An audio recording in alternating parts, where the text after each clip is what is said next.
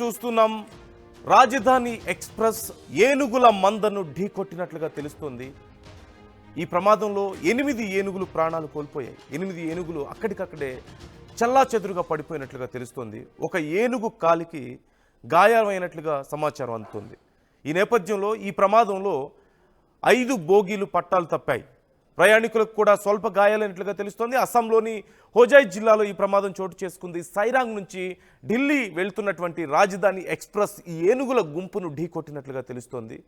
ఈ నేపథ్యంలో అక్కడ రైళ్ల రాకపోకలకు అంతరాయం ఏర్పడింది. ఏనుగులను చూడగానే లోకో పైలట్ ఎమర్జెన్సీ బ్రేక్ కూడా వేసినట్లుగా తెలుస్తోంది. కానీ ఆ వేగాన్ని అదుపు చేయలేక ఈలోపు వెళ్ళి ఏనుగుల గుంపును ఢీకొట్టింది.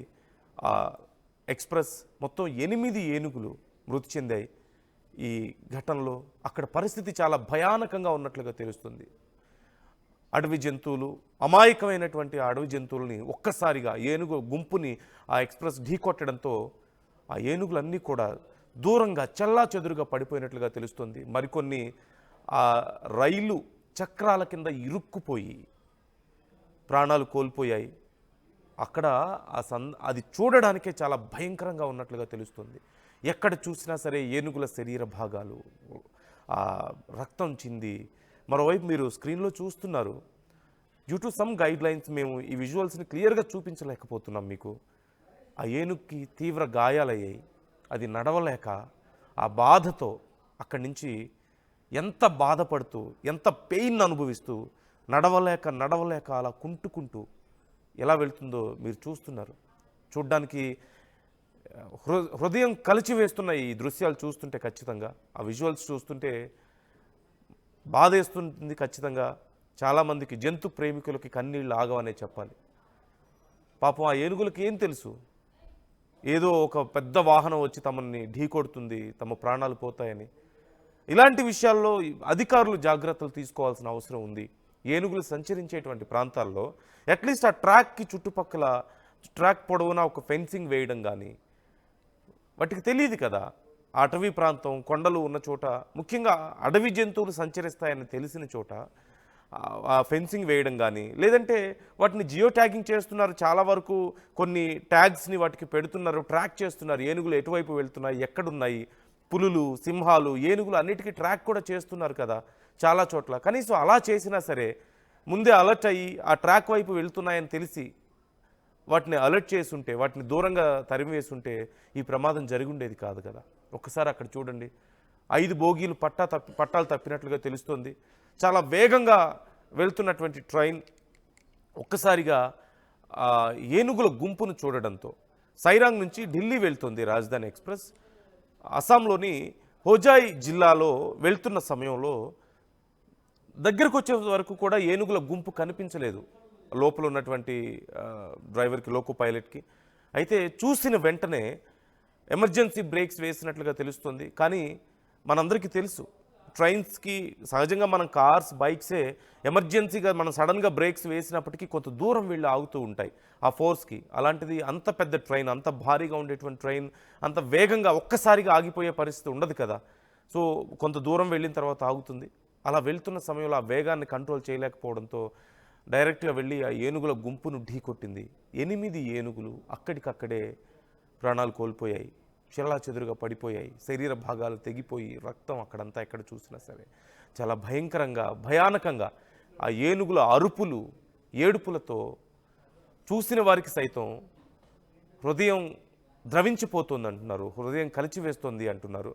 మీరు ఒక్కసారి ఆ స్క్రీన్లో చూడొచ్చు అక్కడ ఉన్నటువంటి పరిస్థితిని, ఎంత భయంకరంగా ఉందో. ఒక ఏనుగు దెబ్బలు తగిలి నడవలేక కుంటుకుంటూ అక్కడి నుంచి ఎంతో బాధతో వెళ్తున్నటువంటి ఆ విజువల్ మీరు ఒకసారి చూడొచ్చు. Viewers description is advised.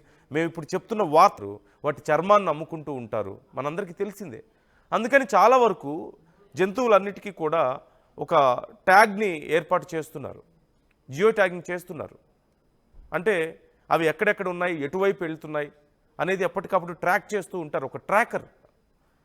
మరి అలాంటి ట్రాకర్స్ ఎందుకు లేవు? ఇవాళ రేపు పశువులకు కూడా ఏర్పాటు చేస్తున్నారు కదా, ఆవులకి, గేదెలకు కూడా అలాంటివి ఏర్పాటు చేస్తున్నారు కదా ఇవాళ రేపు. అలాంటిది ఏనుగులకి ఎందుకు ఏర్పాటు చేయలేదు?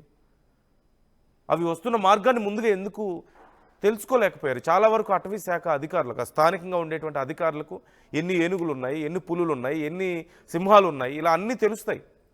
అలాగే అవి ఎటువైపు వెళ్తాయి, ఏ రోడ్లో వెళ్తాయి, ఏ మార్గం గుండా వెళ్తాయి వాటర్ కోసం, ఎక్కడ హంట్ చేస్తుంటాయి, ఇలా ప్రతిదీ తెలుసు కదా. మరి వీటి విషయంలో ఎందుకు జాగ్రత్తలు తీసుకోలేకపోయారు? ఇది నిర్లక్ష్యమా, అజాగ్రత్తనా? కారణం ఏదైనా సరే 8 అమాయక జీవాలు, మూగ జీవాలు ప్రాణాలు కోల్పోవడమా? మనం పూజిస్తుంటాం కదా ఏనుగుల్ని, వినాయకుడికి ప్రతిరూపంగా మనం చూస్తుంటాం కదా. అలాంటి ఏనుగుల్ని ఇప్పుడు మన కళ్ళ ముందే అలా ప్రాణాలు కోల్పోవడం, మీరు ఒక్కసారి చూడండి ఎంత భయంకరంగా ఉందో. ఆ ఏనుగుని చూడండి ఎంత బాధతో విలవల్లాడిపోతుందో, నడవలేక తూలుతూ పడిపోతూ బాధతో అక్కడి నుంచి ఎలా వెళ్తుందో మీరు చూస్తున్నారు. ఆ ప్రాంతం అంతా కూడా పూర్తిగా ఆ ఏనుగుల శరీర భాగాలు, రక్తం ఎక్కడ చూసినా సరే ఎంత భయంకరంగా ఉందో ఒకసారి మీరు చూడొచ్చు. ఇప్పటికే జేసీబీలను తీసుకొచ్చి ఆ ప్రాంతాన్ని క్లియర్ చేస్తున్నట్లుగా తెలుస్తుంది. అలాగే 5 బోగీలు కూడా పట్టాలు తప్పినట్లుగా తెలుస్తుంది. కొంతమందికి గాయాలయ్యాయి. ఏం జరిగిందో తెలియక లోపల ఉన్నటువంటి ప్రయాణికులందరూ కూడా తీవ్ర భయాందోళనకు గురయ్యారు, హాహాకారాలు చేశారు, భయంతో కేకలు వేసినట్లుగా తెలుస్తుంది. ఏదో జరిగిపోతుంది, పెద్ద జరగకూడని ఘోరం ఏదో జరిగిపోయింది అని. తీరా చూస్తే నిజంగానే అంతకంటే భయంకరమైన ఘోరం మనం చూస్తున్నాం. ఖచ్చితంగా చర్యలు తీసుకోవాలి. ఈ మూగ జీవాలని ఎందుకు పరిరక్షించలేకపోయారు? ఈ ప్రాణాలు పోవడానికి ఎవరు కారణమయ్యారో వాళ్ళ మీద ఖచ్చితంగా చర్యలు తీసుకోవాలి. ఆ స్థానిక ఆ రేంజ్లో పనిచేసేటువంటి అధికారులు ఎవరో తెలుసుకోవాలి. ఎందుకు ట్రాక్ చేయలేకపోయారో తెలుసుకోవాలి ఖచ్చితంగా. ఇలాంటి విషయాలు మళ్ళీ మళ్ళీ జరగకూడదు ఖచ్చితంగా. మనం చేస్తున్న తప్పులకి వాటిని బలి చేయడం ఖచ్చితంగా చాలా పాపం. మీ అభిప్రాయాలను కూడా మాతో పంచుకోండి, కామెంట్ చేయండి. ఏం చేయాలి ఈ విషయంలో, ఎలాంటి జాగ్రత్తలు తీసుకోవాలి, ఏం చేస్తే ఇలాంటి మూగజీవాలు మరొకసారి ప్రాణాలు పోకుండా ఉంటాయి? ఇప్పటికే వాటి ప్రాంతాలని, ప్లేసుల్ని మనం అన్నీ ఆక్యుపై చేసుకుంటున్నాం, అడవులను మనం ఆక్యుపై చేసుకుంటున్నాం కదా. చివరికి వాటి ప్రాణాలకు కూడా రక్షణ లేకుండా చేస్తున్నాం. కామెంట్ చేయండి, మీ అభిప్రాయాలను కూడా మాతో పంచుకోండి. ఏం చేసి ఉండాల్సింది, ఇంకొకసారి ఇలాంటివి జరగకుండా ఏం చేయాల్సిన అవసరం ఉంది? కామెంట్ చేయండి. నేడు పుట్టినరోజు జరుపుకుంటున్న వైసీపీ రాష్ట్ర అధికార ప్రతినిధి శ్రీ రాచమల్లు శివప్రసాద్ రెడ్డి గారికి మరియు రేపు జన్మదినం జరుపుకోబోయే మాజీ సీఎం జగన్మోహన్ రెడ్డి గారికి పుట్టినరోజు శుభాకాంక్షలు.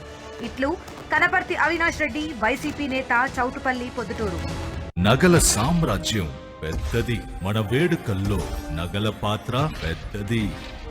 నగల్లో మన సంప్రదాయం అది పెద్దది. అదే విధంగా నగలు కొనేటప్పుడు మీ సేవింగ్స్ కూడా ఇకపై పెద్దగా ఉంటుంది. అన్ని నగల తరుగును ముందు కన్నా ఇంకా తగ్గించాం. ఈ తక్కువ తరుగును చూస్తే వెంటనే నగలు కొనేస్తారు. డైమండ్ జ్యువెలరీ ధరలు కూడా పెద్ద లెవెల్లో తగ్గించాం. ఇకపై అందరూ డైమండ్ జ్యువెలరీ కొనుక్కోవచ్చు.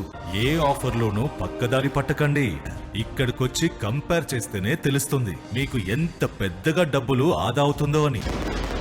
నేడు పుట్టినరోజు జరుపుకుంటున్న వైసీపీ రాష్ట్ర అధికార ప్రతినిధి శ్రీ రాచమల్లు శివప్రసాద్ రెడ్డి గారికి మరియు రేపు జన్మదినం జరుపుకోబోయే మాజీ సీఎం జగన్మోహన్ రెడ్డి గారికి పుట్టినరోజు శుభాకాంక్షలు. ఇట్లు ద్వార్సల గురునాథ్ రెడ్డి, వైసీపీ యువజన విభాగ అధ్యక్షుడు, పొద్దుటూరు. ఇప్పుడు షాద్ నగర్ వైపు ఉన్న స్వర్గసీమ వెంచర్ లో ప్లాట్ల పండగ వచ్చింది. నూతన వెంచర్ అమేయ రూపంలో అప్రూవ్డ్ ప్లాట్లు, resort facility, reasonable price. Swargaseema వారి నూతన వెంచర్ అమేయ.